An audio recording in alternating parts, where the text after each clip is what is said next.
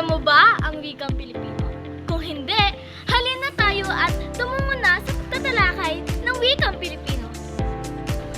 Ano nga ba ang wikang Pilipino? Halina't makinig!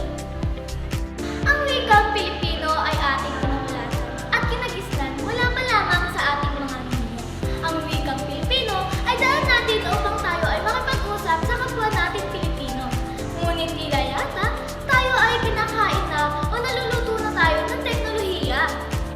Dahil karamihan nga sa atin ay nauumaling na sa panonood at nakikinig ng ibang lengguwahe ang gamit. O sa madaling salita, tayo ay na-impluwensyahan na ng mga ibang lengguwahe ang ginagamit.